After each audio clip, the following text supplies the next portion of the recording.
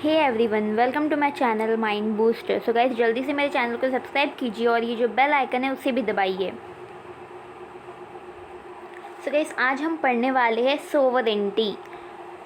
So we will see what is sovereignty, some definition of sovereignty, then meaning and development of the concept of sovereignty. So guys, आज की video में हम इतना ही पढ़ेंगे और जो नेक्स्ट वीडियो है, नेक्स्ट पार्ट में हम आगे के टॉपिक्स देखेंगे। अगर इससे ज़्यादा हम पढ़ेंगे तो हमारा जो वीडियो है काफ़ी लेंदी हो जाएगा। ओके, सो गाइस, सोवरेनिटी जो हमारा इंडियन कॉन्स्टिट्यूशन है उसका जो प्रियम्बल है उसमें ये जो वर्ड है सोवरेनिटी वो मेंशन किया गया है। सोवरेनिटी का मतलब होता है दैट जो हमारी जो गवर्नमेंट है, जो हमारी सुप्रीम पावर है, वो किसी और के ऊपर या फिर किसी और का बाउंडेशन ना हो उसे खुद के डिसीजन लेने के लिए। मतलब वो अपने कंट्री के लिए खुद डिसीजन ले, ना कि कोई और उसे बताए और फिर वो उसे फॉलो करे। Okay, then what is sovereignty? Sovereignty is a key concept in traditional political theory. ये क्या है? की कॉन्सेप्ट है। It constitute one of the four element of the state without which statehood remains incomplete. तो sovereignty इसके बिना, मतलब जो हमारा स्टेटहुड है सोवरेनिटी के बिना इनकम्प्लीट है। It is derived from the Latin word supernus. तो ये कहाँ से डिराइव किया गया है? लैटिन वर्ड से, सुपरनस से, जिसका मतलब होता है सुप्रीम।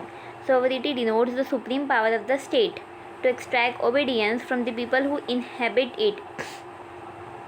तो sovereignty डिनोट क्या करती है? Supreme power of the state to extract obedience from the people, जो पीपल उसे इनहेबिट कर रहे हैं, मतलब जो पीपल उसे इलेक्ट कर रहे हैं। It means that the power of the state is unquestionable and the state has the right to demand allegiance from a citizen. और जो स्टेट कुछ डिसीजन ले रही है तो वो अनक्वेश्चनेबल है, और जो स्टेट कोई डिसीजंस लेती है उसे हमें फॉलो करना होता है। अगर हम उसे फॉलो नहीं करेंगे या फिर हम उसे वॉलेट करेंगे तो हमारे ऊपर पेनल्टीज़ या फिर हमें कोई पनिशमेंट मिल सकती है। तो इसे कहा जाता है internal sovereignty. Then internally the state is supreme to any individual और ऑर्गेनाइजेशन। तो कोई भी ऑर्गेनाइजेशन से या फिर इंडिविजुअल से क्या है? स्टेट सुप्रीम है।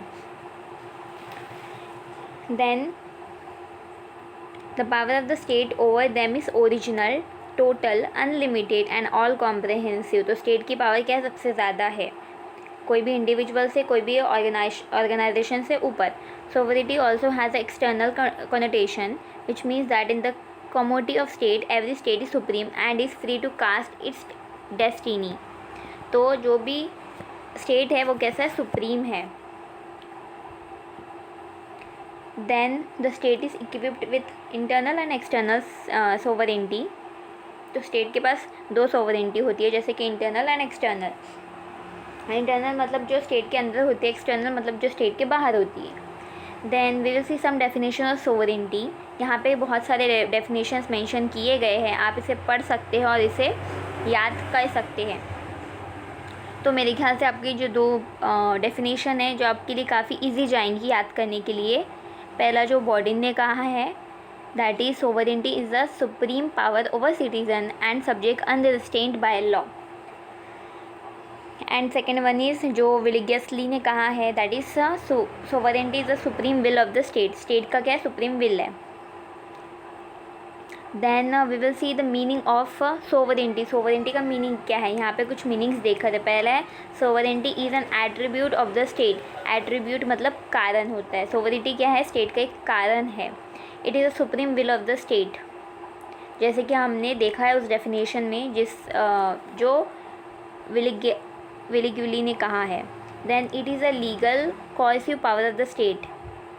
लीगल कॉर्सिव पावर मतलब जो स्टेट फोर्स लगा के उसे अप्लाई कर सकती है। The sovereign makes the law and extract obedience from the people. तो सॉवरेन क्या करते हैं? लॉ बनाते हैं और चाहते हैं कि जो पीपल है वो उसे माने, उसे फॉलो करे। Sovereignty lies in a person और अ बॉडी ऑफ पर्सन। तो सोवरेनिटी किसके अंदर लाई करती है? पर्सन के अंदर। Then the power of the sovereign is absolute and unlimited. और जो सोवरेन की पावर कैसी है? एब्सोल्यूट है, मतलब पूरी है।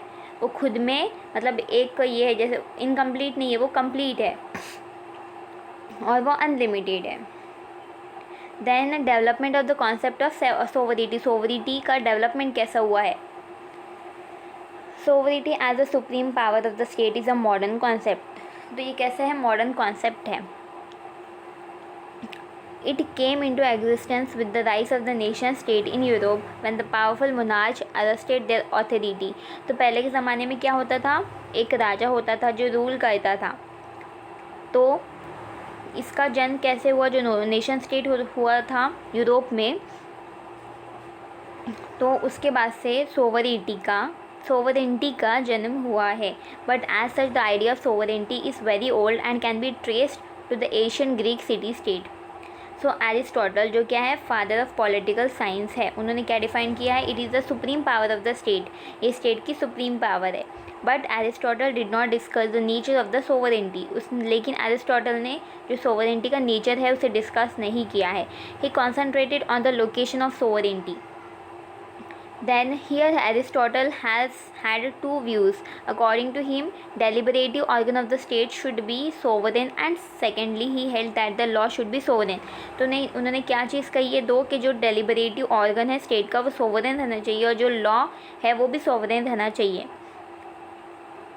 ही preferred sovereignty to be vested in law, और उन्होंने कहा है जो सोवरेंटी इसे हमें कहाँ वेस्टेड करना चाहिए, लॉ में। Then in the Roman Empire, in the feudal state, the king's authority was highly restricted। feudal state में क्या होता था, जो king की authority होती है वो restricted होती थी। it was limited by the church which claimed immunity in both civil and criminal cases। तो क्या होता था, feudal state में जो king है उसकी authority कम हो जाती थी, और जो ज़्यादा इम्पोर्टेंस मिलती थी चर्च को, जो वहाँ पे चर्च के प्रिस्ट होते थे उससे ज़्यादा इंपॉर्टेंस मिलती थी। In fact the church was a organize group during the medieval times and the head of the church the pope claim superiority over the king. That was not the priest, that was the pope. तो जो head होते थे church के pope, तो वहाँ उनको ज़्यादा superiority मिलती थी किंग से भी ज़्यादा। Beside the feudal overlords and the local communities और common in the town also challenge the authority of the king. और जो बाकी सब कॉमन पीपल थे उन्होंने भी चैलेंज कर दिया था किंग के ऑथोरिटी को।